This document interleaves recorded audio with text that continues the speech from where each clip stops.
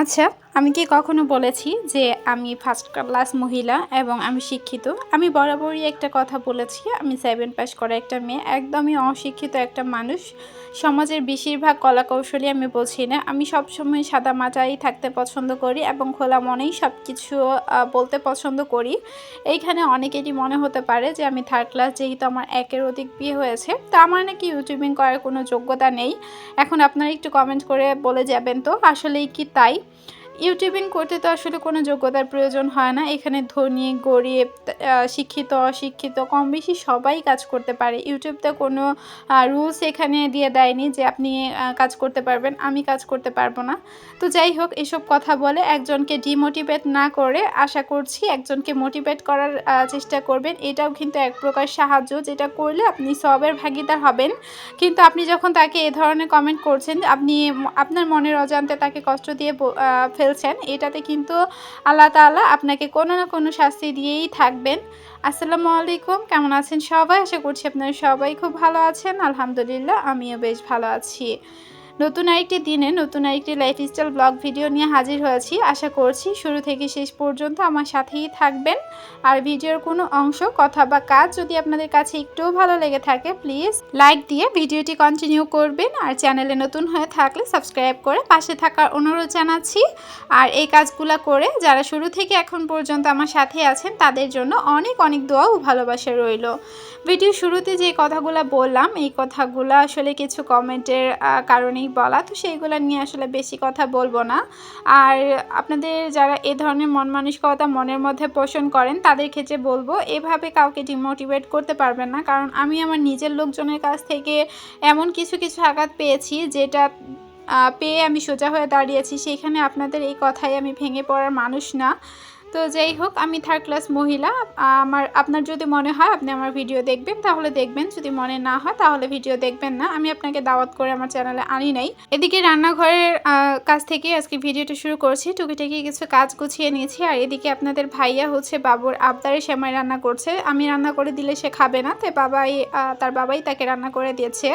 এদিকে হচ্ছে যেহেতু দুপুর হয়ে গেছে, আর ভিডিওটা কিন্তু আমি 11টা থেকে স্টার্ট করেছিলাম। আম্মুর হচ্ছে অফিস আছে। অনেকেই জানতে চেয়েছিলেন আমার আম্মু কী কাজ করে। আমার আম্মু একটা টেক্সটাইল কোম্পানিতে চাকরি করে। অনেক আপুদের ইদানিং অনেক প্রশ্ন পাচ্ছি, সেই সাথে কিছু স্প্যাম কমেন্টও পাচ্ছি, যেমন পাশে থাকবেন, আশা করছি, বন্ধু হয়ে আছি, আপনার দাওয়াত রইল, এ ধরনের যে কমেন্টগুলো, এদেরকে তো আসলে অনেকবার বোঝানো হয়েছে, কম বেশি আমরা প্রত্যেকেই বলি। তো আপনারা আপনাদের মতো স্প্যাম কমেন্ট করতে থাকেন। আপনি যদি আসার পরে আমার চ্যানেলে সুন্দর করে একটা কমেন্ট করে যান, বিশ্বাস করেন আমি প্রতিটা মানুষের যারা সুন্দর একটা কমেন্ট পাই, তাদের চ্যানেলে আমি ভিজিট করি এবং ভিডিও দেখি। হয়তো কমেন্ট করি না, কিন্তু আপনারা এই কারণেই বুঝতে পারেন না। অনেকেই তো আমাকে হিংসুক বলে দাবি করেছেন আমি নাকি কারো ভিডিও দেখি না। এটা সম্পূর্ণই আপনাদের ভুল ধারণা। সুন্দর একটা কমেন্ট করে যাবেন। অবশ্যই আজকে কমেন্ট না করি, পরবর্তীতে কোনো এক সময় আপনাদের চ্যানেলে আমি কমেন্ট করব। আর এখানে যারা আমার পুরাতন আপুরা আছেন, যাদের চ্যানেল আছে, তারাই খুব ভালো বলতে পারবে যে আমি কেমন ভিডিও ঠিকই দেখি, কিন্তু কমেন্ট করি না। এটা আমার একটা অভ্যাস বলতে পারেন। তো যাই হোক, এদিকে হচ্ছে আপনাদের ভাইয়ার সেমাই রান্নাটা কমপ্লিট। তো আমি ভাবলাম যে একটু ক্যামেরা বন্দি করে রাখি, সেই কারণেই রাখা। যদি অনেকে আমি বলতাম যে সেমাইটা রান্না করে দেন, সে কখনোই রান্না করতো না, কিন্তু ছেলের আবদারে ঠিকই রান্নাঘরে চলে আসছে।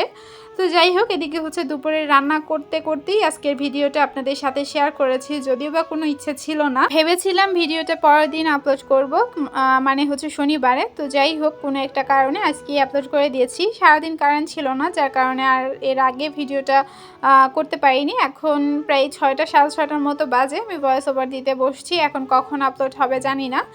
এদিকে হচ্ছে রান্না করতে এসে দেখি মরিচের গুঁড়ো শেষ। তো বাবুকে হচ্ছে পাঠিয়েছি দোকানে মরিচের গুঁড়ো এনে দেওয়ার জন্য। এদিকে আপনারা তো জানেন, যেহেতু সংসারে কোনো একটা কারণে ঝামেলা চলছে, সেই কারণেই দেখা যাচ্ছে কেউই বাজারঘাট করছে না। তো আমি যেহেতু একটা মানুষের দায়িত্ব নিয়ে বসে আছি, ওনাকে আমার টাইম টু টাইম খাবার দিতে হয়। তো সেই কারণেই টুকিটাকি যাই পারি সেটাই করার চেষ্টা করি। এখন হাত পুরোপুরি খালি, সেই সাথে ঘরে কোনো বাজার নেই। যেইখানে সবাই রমজানের প্রস্তুতি নিয়ে বসে আছে, সেইখানে আমি কিছুই করতে পারছি না। মানে আরেক বেলা কী খাবো সেটা নিয়েই টেনশনে আছি। তো আসলে পেট তো কথা মানে না। দেখা যাচ্ছে কেউ না খেলে সে খাবার তো আমাকেও খেতে হবে, কারণ আমার যেহেতু একটা পেট আছে। আর পেটের জন্যই আসলে এত কথা। তো আবার হচ্ছে আপনাদের ভাইয়ের সাথে আমার ঝামেলা পেকেছে। তো ঝামেলাটা কি নিয়ে সেটাও শেয়ার করছি। আপনারা তো জানেন আমার বড় ছেলেকে আমি মাদ্রাসায় দিয়ে দিয়েছি।